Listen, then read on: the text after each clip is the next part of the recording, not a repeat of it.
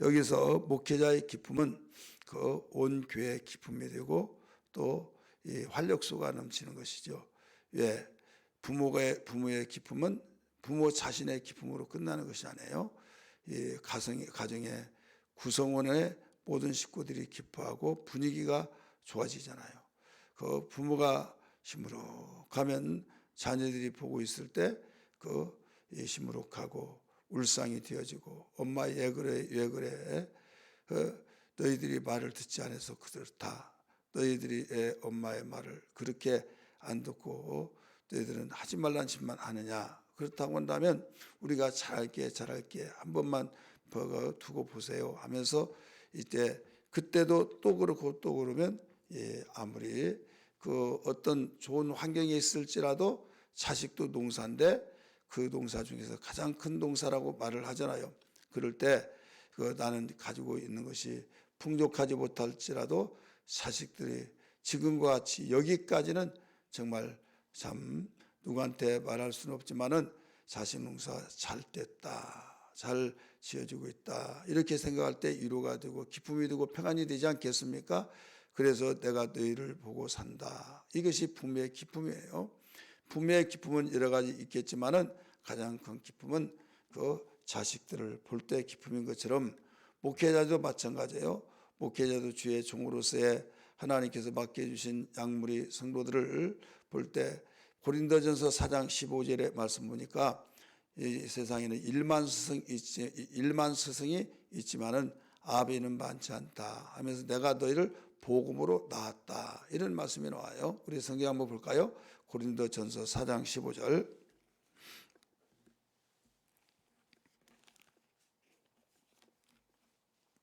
4장 15절 같이 읽을까요? 우리 시작.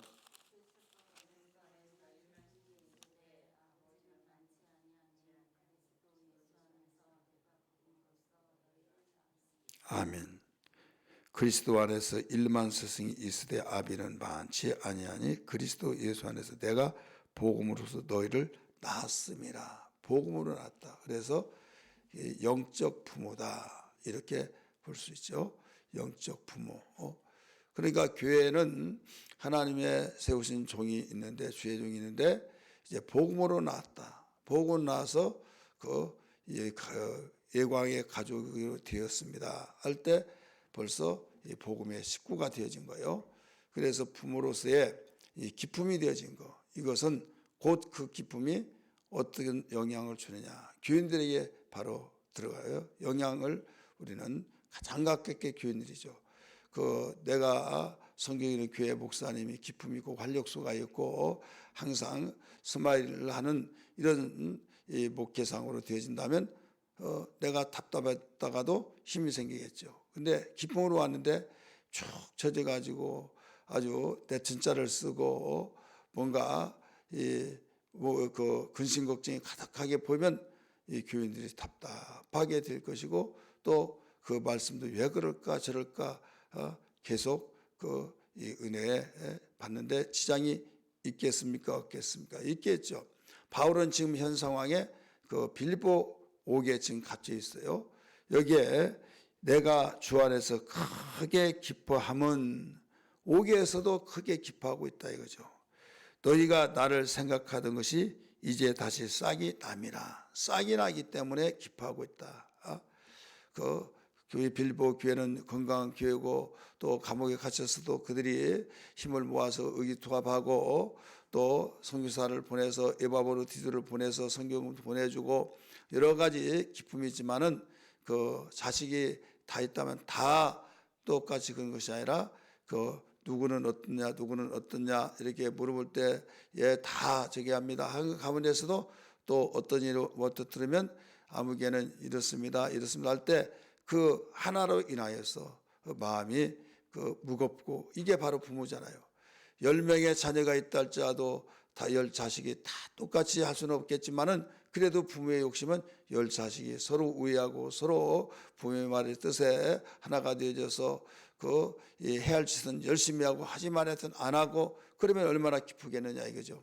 그럼에도 불구하고 퍼센트로 보면 몇 명 안 되지만은 이러한 자들이 처지고 처졌을 때 참 그를 볼 때 내 마음이 아프다. 그런 것처럼 장애를 입은 자식이 10명 가운데 하나 있을 때는 그 하나를 위해서 마음이 아프다 하고 그 자녀 때문에 그런 것처럼.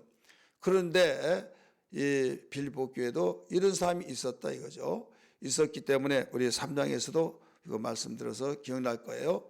여기에서 오늘 여기서 뭐냐면 이렇게 일러주고 있어요. 그들이 싹이 다시 난다 이렇게 나왔잖아요. 우리 4장에서 봤죠. 유오디아와 순두계 2절에 그 마음을 같이 하라, 뜻을 같이 하라. 그래서 열심히 몸된 교회를 섬기는데 뜻이 엇갈리고 그래가지고 그런 소식을 듣고 한 마음으로 뜻을 합하라 이런 내용을 말씀드렸지 않습니까? 마찬가지로 그런 사람들도 이제는 그 뜻이 하나가 되어져서 이제 기쁨을 주고 있다 이거죠. 그래서 여기 10절에서 너희가 나를 생각하던 것이 이제 다시 싹이 남이라. 싹이 남이니 그래서 내가 크게 주님 안에서 기뻐하고 있다 이런 말을 가리키고 있어요. 너희가 또한 이를 위해서 생각은 하였으나 기회가 없었느니라. 그러니까 내가 그래도 목사님 감옥에 갇혔는데 내가 기쁨을 취하는데 그런 생각은 항상 있었다 이거예요. 있었는데 어떤 기회가 없었다. 그래서 기회를 이제 하나님께서 항상 주시죠. 그 기회를 주셨을 때 여기에서 바로 그 기회를 놓치지 않고 움직여졌을 때 편지에서 보여주고 또 소식을 전해줄 때 내가 목사님이 감옥에 갇히면서 그런 정도의 나를 잊지 않고 그랬느냐고 그러면서 오히려 너무 죄송하다고 하면서 움직여지고 있다 이거죠. 그런 내용들을 들고 알 때 그런 말을 했어요. 너희들이 생각은 그렇게 움직여지지 않고 다른 사람이 뵈면 처지고 그랬지만은 거기에서 생각은 없던 것이 아니다. 생각은 있었는데 기회가 주어지지 않아서 그랬지. 기회가 주어져서 기회를 놓치지 않고 기회를 포착하고 그 기회에 힘을 얻고 동참을 해서 내가 참으로 기쁘다, 크게 기쁘다 이런 뜻이에요. 이해가 되시면 아멘 하시길 바랍니다. 여기에 이를 보세요. 남인이 다시 싹이 남이니 너희가 또한 이를 위하여 생각은 하였으나 기회가 없었느니라. 근데 기회가 없었는데 기회가 주어졌을 때 그게 했다 이거죠. 예를 들어서 우리가 대인관계 할 때 사회생활 할 때 애경사들이 있고 그러면 좋을 때도 있고 또 안 좋은 일도 일어나잖아요. 그러면 그런 사이가 좋지 않았어요. 감정이 안 좋았어요. 그러다 보니까 항상 마음이 편치를 않는데 그런 좋은 일, 결혼식이 또 하고 좋은 일이 있을 때 소식을 들었어요. 혹은 그 집안이 안 좋은 일이 있었어요. 그러면 그럴 때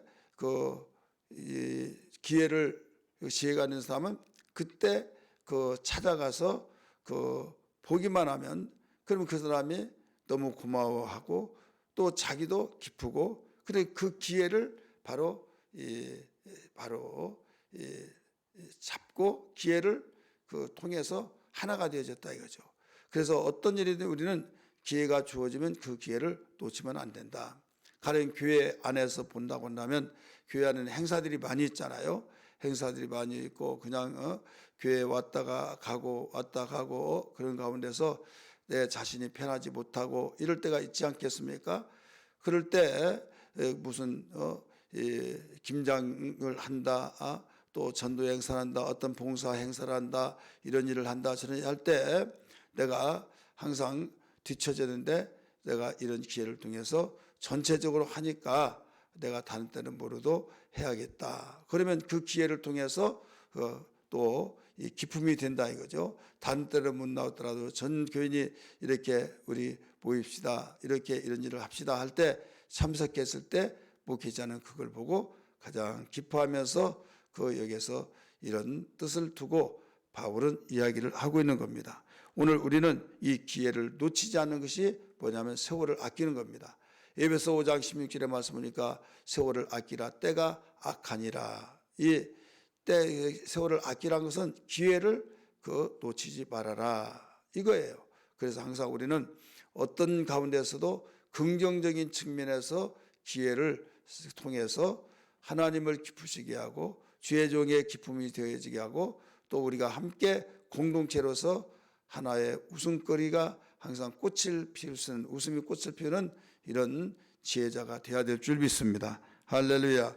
그 다음에 두 번째는 자족하기를 배울 때 바로 이 목회자는 기쁨이 됩니다. 간증을 하고 있죠. 바울이 이렇게 말했던 것은 나를 위해서 이렇게 해달라 그런 것이 아니다 이거죠. 자신은 이미 없으면 없는 대로, 있으면 있는 대로, 좋으면 좋은 대로, 또 안 좋으면 안 좋은 대로 다 하나님의 은혜로 지금까지 왔는데 하면서 어렵고 어려울 때면 또 하나 배웠구나. 힘들 때 좋은 일 있으면 참 감사할 일이다 하면서 이 생각이 하나님의 생각, 예수님의 생각, 예수님의 마음으로 그 무장이 되니까 어떻게 이 무장이 되느냐. 일체 피기를 배웠다. 안 좋은 일 때는 값비싼 대가를 치르고 배웠다. 또 정말 큰 위기 속에서 배웠다. 이렇게 배움으로 본다 이거죠. 우리 성경 볼까요? 11절 내가 궁핍함으로 말하는 것이 아니니라. 어떠한 형편이든지 나는 자족하기를 배웠노니. 자족하기를 배웠다. 주면은 감사하고 없으면 내가 일을 했더라도 내가 살아가고 하면서 자족하기를 배웠다. 또 설명을 계속 나갑니다. 12절 나는 비천에 처할 줄도 알고 풍부에 처할 줄도 알아. 모든 일 곧 배부름과 배고픔과 풍부와 궁핍에도 처할 줄을 그 다음에 뭐라고 그랬어요? 일체의 비결을 배웠노라. 그래서 어떤 일이 있더라도 일체의 비결을 배웠다고 하면서 너희들도 일체의 비결을 배워서 함께 할 때 내 기쁨이 충만하고 가장 크게 기뻐한다 이거예요. 목회자는 무엇을 보고 가장 기뻐하느냐. 그 기쁨은 이 어려운 가운데서도 또 신앙이 연약한 가운데서도 신앙이 성장해 나갈 때 그걸 보고 가장 기쁜 거예요.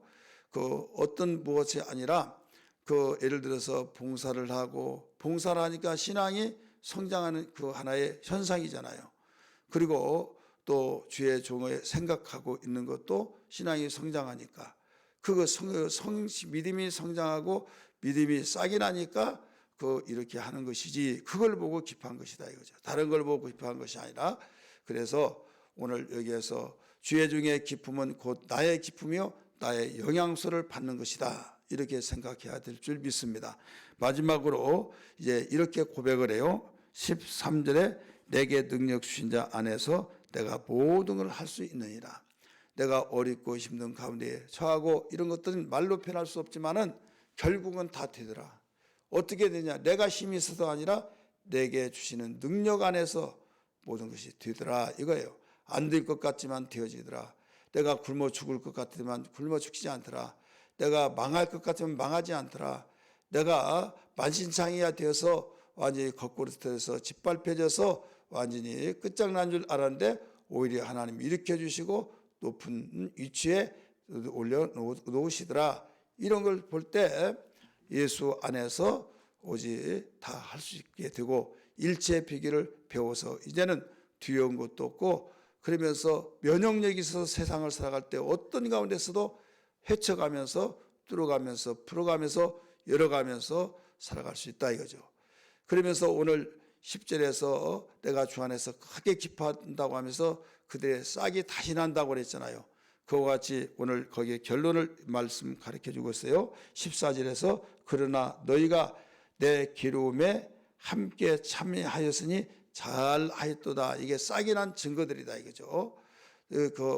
목사님 그렇게 열심히 복음을 전하더니 감옥에 갇히네. 나도 모르겠다. 이게 아니라 오히려 목사님이 이렇게 감옥에 갇혔는데 우리도 복음을 전해야 된다. 그러면서 전할 때 함께 고난에 참여한 것을 참 잘하였도다. 이런 것을 보고 다 기뻐했다. 이런 뜻입니다. 오늘 이 시간에 기도할 때 하나님 말씀을 들었습니다. 무엇보다도 내 삶 속에서 교회 생활할 때 주의 종의 기쁨이 되게 하여 주옵소서. 그 기쁨이 곧 하나님께 영광이 되어지고 내 신앙의 큰 활력소가 되고 내 믿음도 같이 거기에 일치가 되어서 성장이 될 줄 믿습니다. 이 고백으로 기도하는 아침 되기를 주의 이름으로 축복합니다.